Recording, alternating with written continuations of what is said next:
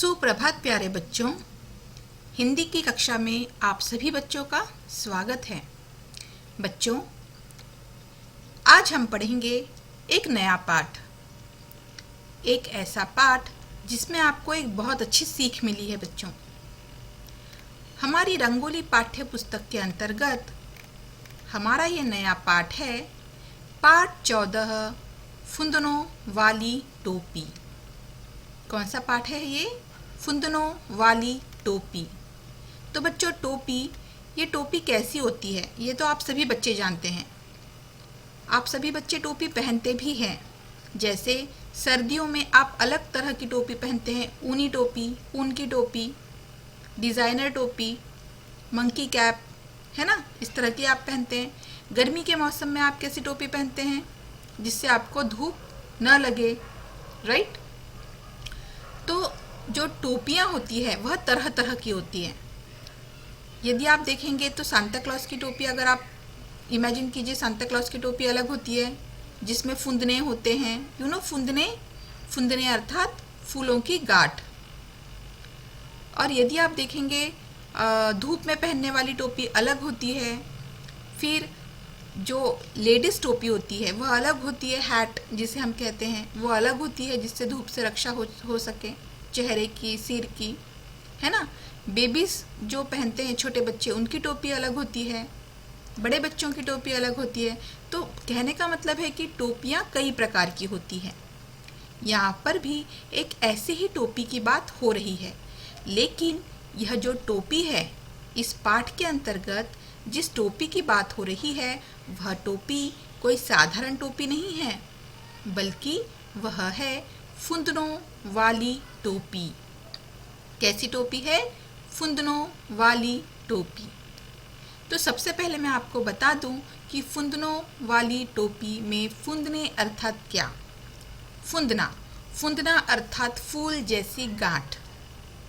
यदि आपने Santa Claus की टोपी देखी होगी तो आपने देखा होगा कि जो टोपी होती है वह लाल कलर की होती है, लेकिन टोपी का जो सिरा होता है वह कैसा आप देखेंगे, वह थोड़ा नुकीला होता है और उसमें एक सफ़ेद कलर का फुंदना होता है। आपने देखा होगा जो आपको कॉटन की तरह दिखता है, जो सफ़ेद होता है ना, मखमली कॉटन की तरह दिखता है, तो हम उसे कहते हैं फुंदना। तो फुंदना अर्थात फूल जैसी गांठ। आपको इसे और अच्छे से स्पष्ट करने के लिए मैं आपको एक चित्र दिखाती हूँ। आप देखिए, इसमें आपको एक बच्चा दिखाई दे रहा है। इसने जो टोपी पहनी है या बिल्कुल सांता क्लॉज की तरह टोपी है, लेकिन सांता क्लॉज की टोपी में केवल एक फुंदना होता है। यहाँ इस बच्चे का नाम है नंदू। यहाँ पर नंदू ने जो टोपी पहनी है इसमें 4 फुंदने हैं। कितने फुंदने हैं? 4। अगर एक फुंदना है तो हम कहेंगे फुंदना, और एक से ज़्यादा फुंदने हैं तो हम कहेंगे फुंदने। तो देखिए इसमें कितने फुंदने हैं? 1, 2, 3, 4। 4 फुंदने हैं। तो आज हम पढ़ने वाले हैं फुंदनों वाली टोपी। आखिर क्या है इस फुंदनों वाली टोपी का राज? आखिर कौन सी बात है इस फुंदनों वाली टोपी में जिस पर यह पाठ बन गया? तो यही सब पढ़ेंगे हम आज के इस पाठ में। बच्चों, इस पाठ का आरंभ करने के पूर्व मैं आप लोगों को पाठांतर्गत आने वाले कुछ कठिन शब्दों का उचित ढंग से वाचनाभ्यास और उच्चारणाभ्यास कराती हूँ। देखिए आपको किस तरह से पढ़ना है। यहाँ पर जो डार्क काले अक्षरों से कुछ शब्द दिए गए हैं, वह शब्द आपको कुछ कठिन महसूस होंगे। तो आपको इसे कैसे पढ़ना है, ध्यान से सुनिए। फुंदने फुंदने फुंदने, स्कूल स्कूल स्कूल, तारीफ तारीफ तारीफ, हंसी हंसी हंसी, कैंची कैंची कैंची, और अकल अकल अकल। मैंने प्रत्येक शब्द को 3 बार पढ़ा है बच्चों, तो आपको भी इसे कम से कम 3-3 बार अच्छे से पढ़कर देखना है। फुंदने अर्थात फूल वाली गांठ, फूलों की गांठ, जैसे कि मैंने आपको बताया। स्कूल तो आप सभी को पता है, हमारी पाठशाला। तारीफ यानी प्रशंसा। जब हम किसी की अच्छी चीज़ की तारीफ करते हैं ना, उसे हम कहते हैं तारीफ या प्रशंसा। हंसी यानी हंसना। कैंची आप जानते हैं, सीजर। और अकल, अकल यानी हमारी बुद्धि। तो अब हम पढ़ते हैं यह पाठ। देखिए, सबसे पहले आप इस पाठ में देखिए, आपको क्या नज़र आ रहा है। यहाँ पर आपको एक बूढ़ी नानी नज़र आ रही है। यह बूढ़ी नानी किसकी है? बिल्कुल सही, यह बूढ़ी नानी है नंदू की। किसकी है? नंदू की।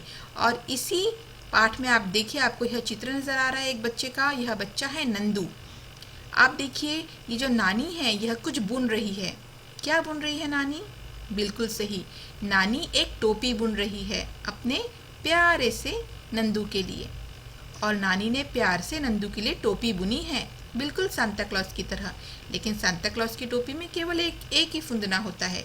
नानी ने नंदू की टोपी में 4 फुंदने लगाए हैं और नंदू की टोपी बहुत सुंदर लग रही है। चलिए अब हम पढ़ते हैं पाठ। नंदू की नानी ने ऊन की टोपी बुनी। नंदू की नानी ने क्या किया? ऊन की टोपी बुनी। किसकी टोपी बुनी? ऊन की टोपी बुनी। ये देखिए, आपको चित्र में नज़र आ रहा है। नानी के पास में एक टोकरी रखी है और उसमें बहुत सारे ऊन के गोले रखे हुए हैं। और कौन सा ऊन है? वो लाल रंग का ऊन है। तो नंदू की नानी ने ऊन की टोपी बुनी, उसमें 4 फुंदने लगाए सुंदर। देखिए, नंदू की नानी ने क्या किया? नंदू के लिए एक टोपी बुनी और उसमें 4 फुंदने लगाए और उसमें 4 सुंदर फुंदने भी लगाए। आप देखिए, आपको यह नंदू दिखाई दे रहा है। नंदू कितना खुश है अपनी टोपी पहनकर, है ना? नंदू ने पहनी टोपी और बोला, नानी मैं तो बन गया राजकुमार। नंदू ने टोपी पहनी, नंदू ने नानी की बुनी हुई टोपी पहनी और बोला, नानी मैं तो बन गया राजकुमार। नंदू ने क्या किया? नानी की जो टोपी है वह पहनी। उसने खुद को आईने में देखा, वह बहुत खुश था, वह बहुत खुश हुआ और वह टोपी पहनकर उसे ऐसा महसूस होने लगा जैसे कि वह राजकुमार बन गया है। और राजकुमार कैसे अपने सिर पर ताज रखते हैं ना, उसी तरह से नंदू को महसूस होने लगा कि उसने भी अपने सिर पर ताज रख लिया है। और इस तरह से उसने नानी से क्या कहा? नानी मैं तो बन गया राजकुमार। और इस तरह से नंदू बहुत खुश हुआ। नंदू टोपी पहनकर स्कूल गया। अब आप देखिए, आपको ये जो चित्र नज़र आ रहा है पेज नंबर 73 पर, ये देखिए आपको यह चित्र नज़र आ रहा है। इसमें देखिए नंदू दिखाई दे रहा है और उसने वह टोपी पहनी है और वह टोपी पहनकर नंदू स्कूल गया, क्योंकि वह बहुत खुश था कि वह अपने दोस्तों को अपनी टोपी को दिखाएगा और उसके सभी दोस्त उसकी टोपी की बहुत प्रशंसा करेंगे, यानी तारीफ करेंगे। लेकिन क्या सचमुच ऐसा हुआ? चलिए देखते हैं। नंदू टोपी पहनकर स्कूल गया। वह खुश था, सोच रहा था कि सब उसकी तारीफ करेंगे। लेकिन यह क्या? बच्चे तो उसका मजाक उड़ाने लगे। नंदू बहुत खुश था कि यदि वह टोपी पहनकर स्कूल जाएगा तो सारे उसके जो दोस्त हैं वह उसकी तारीफ करेंगे, उससे कहेंगे, अरे वाह नंदू, तुमने तो बहुत सुंदर टोपी पहनी है, तुमने यह टोपी कहाँ से खरीदी है बताओ। तब नंदू ने सोचा, मैं बताऊंगा कि यह तो टोपी मेरी नानी ने मेरे लिए प्यार से बुनी है। और इस तरह से नंदू बहुत खुश था, वह अपनी टोपी को लेकर बहुत खुश था और इसीलिए उसने सोचा कि वह अपने दोस्तों को टोपी दिखाएगा। लेकिन इसका उल्टा ही हुआ। जब नंदू स्कूल पहुंचा तो बच्चे उसका मजाक उड़ाने लगे। जानते हैं बच्चे क्या कहने लगे? 4 फुंदनों वाली टोपी, 4 फुंदनों वाली टोपी, अजीब सी टोपी तुमने क्यों पहनी, अजीब सी टोपी तुमने क्यों पहनी। इस तरह से सब तालियां बजा बजा कर उसकी हंसी उड़ाने लगे। आप देखिए, आपको इस चित्र में दिखाई दे रहा है कि नंदू बहुत उदास है और उसके सभी जो दोस्त हैं वह ताली बजा बजा कर उसकी हंसी उड़ा रहे हैं। और हंसी किस तरह से उड़ा रहे हैं? 4 फुंदनों वाली टोपी, 4 फुंदनों वाली टोपी, अजीब सी टोपी तुमने क्यों पहनी, अजीब सी टोपी तुमने क्यों पहनी। और इस तरह से नंदू का वे लोग मजाक उड़ाने लगे और नंदू बहुत उदास हो गया, वह बहुत दुखी हो गया। नंदू घर आया और नानी से बोला, नानी इसमें फुंदने ज़्यादा है, एक कम कर दो। नानी ने टोपी से एक फुंदना काट दिया। अब बेचारी नानी ने इतने प्यार से नंदू के लिए इतनी सुंदर टोपी बनाई थी, उन्हें तो ये भी नहीं पता था कि इतने प्यार से बुनी हुई टोपी को उन्हें इस तरह से उसका फुंदना काटना पड़ सकता है। अब नंदू जब स्कूल से घर आया तो बहुत उदास था। उसने नानी को सारी बातें बताई और नानी से कहा, नानी इस टोपी में फुंदने ज़्यादा है, शायद इसीलिए मेरे दोस्त मेरी हंसी उड़ा रहे थे। आप एक काम कीजिए, इसमें से एक फुंदना काट दीजिए। इससे क्या होगा, मेरे दोस्त मेरी हंसी नहीं उड़ाएंगे। तो उसने कहा, नानी इसमें फुंदने ज़्यादा है, एक कम कर दो। नानी की इच्छा तो नहीं थी, लेकिन नंदू का मन रखने के लिए नानी ने क्या किया, एक फुंदना कैंची से काट दिया। ये देखिए आपको नज़र आ रहा है, नानी ने क्या किया, एक फुंदना कैंची से काट दिया। लेकिन बच्चों ये देखिए, इसमें एक अच्छी बात यह है कि नंदू ने अपने हाथ में कैंची नहीं ली है, क्योंकि हाथ में कैंची लेना गलत बात है। जब तक आपके बड़े आपको इजाज़त नहीं देते हैं, तब तक आप कोई भी धार वाली चीज़ों को अपने हाथ में नहीं लेंगे। और आपके जो ये हैं, जो बड़े हैं, वो आपसे कभी नहीं कहेंगे कि आप धारदार चीज़ों को पकड़ें, है ना। तो इसीलिए आप क्या करेंगे, किसी भी धारदार चीज़ों को, जैसे चाहे वह चक्कू हो, चाहे वह कोई नुकीली चीज़ हो, चाहे वह कैंची हो, आप उसे नहीं पकड़ेंगे। तो नंदू ने भी एक अच्छा काम यह किया कि उसने अपने हाथ से कैंची नहीं पकड़ी थी। उसने नानी से कहा कि नानी फुंदना काट दीजिए। अब हालांकि नंदू ने यह भी गलत किया कि उसने दूसरों की बातों में आकर अपनी टोपी को बिगाड़ने की कोशिश की। पर देखते हैं कि आगे क्या होता है। अगले दिन फिर नंदू स्कूल गया। उस बच्चों ने उसकी फिर हंसी उड़ाई,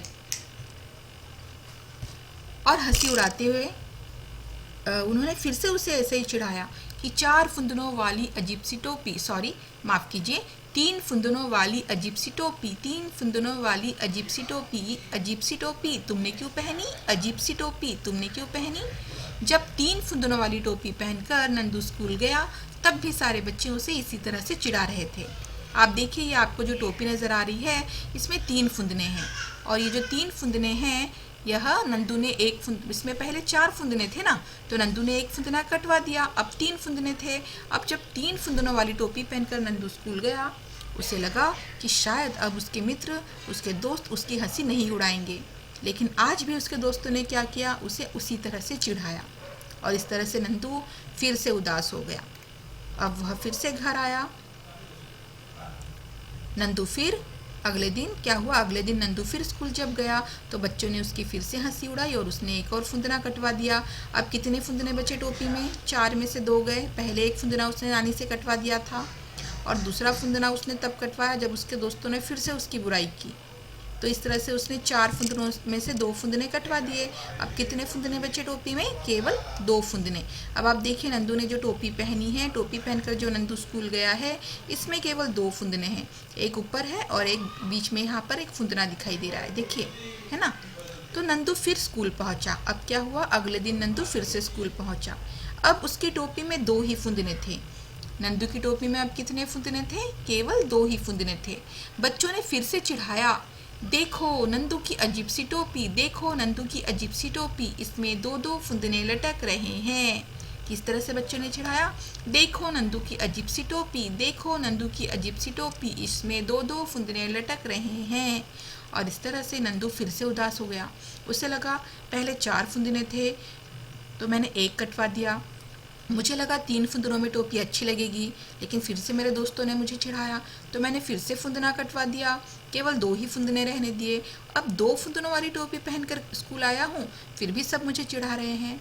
लगता है इस टोपी में सांता क्लॉज की तरह केवल एक ही फुंदना अच्छा लगेगा। और इसलिए उसने क्या किया, उसको लगा बार बार यदि मैं नानी से कहूँगा तो नानी गुस्सा हो जाएगी, इसलिए अब उसने बहुत बड़ी गलती की। उसने कैंची हाथ में ली। देखिए, पहली बार तो उसने कैंची हाथ में नहीं ली थी, लेकिन अब उसने कैंची हाथ में ली।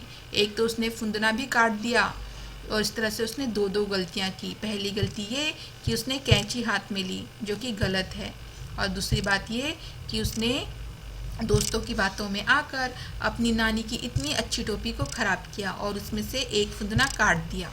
अब टोपी में केवल एक ही फुंदना रह गया। नंदू घर आया, चुपचाप कैंची उठाई और एक फुंदना काट डाला। अब बचा केवल एक ही फुंदना। अब कितने फुंदने बचे उस टोपी में, केवल एक फुंदना बचा। आप चित्र देखिए, देखिए आपको दिखाई दे रहा है, पाठशाला का चित्र है। बच्चे कुर्सियों पर बैठे हैं, टेबल पर बैठे हैं, और नंदू अपनी टोपी पहनकर बैठा है, और अब उसमें 4 फुंदनों के बजाय केवल एक ही फुंदना है।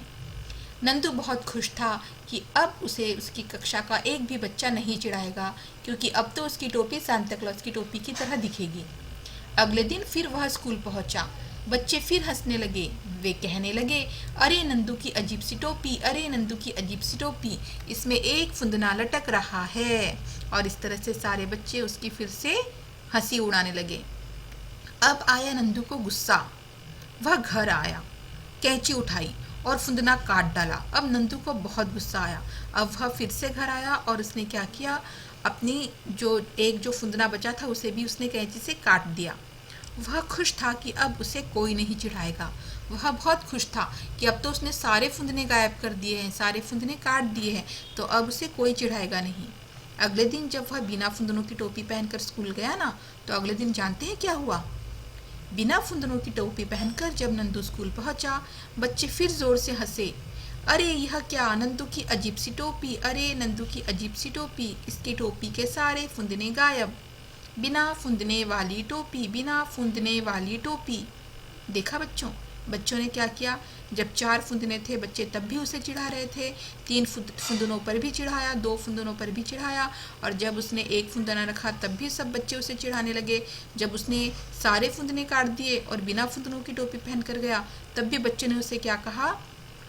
अरे यह क्या, नंदू की अजीब सी टोपी के सारे फुंदने गायब, बिना फूंदने वाली टोपी, बिना फूंदने वाली टोपी। और इस तरह से सारे बच्चे उसे चिढ़ाने लगे। अब नंदू उदास हो गया। वह उदास होकर सोचता है, बेकार ही काटे मैंने टोपी के फुंदने, कम से कम मुझे तो अच्छे लगते थे।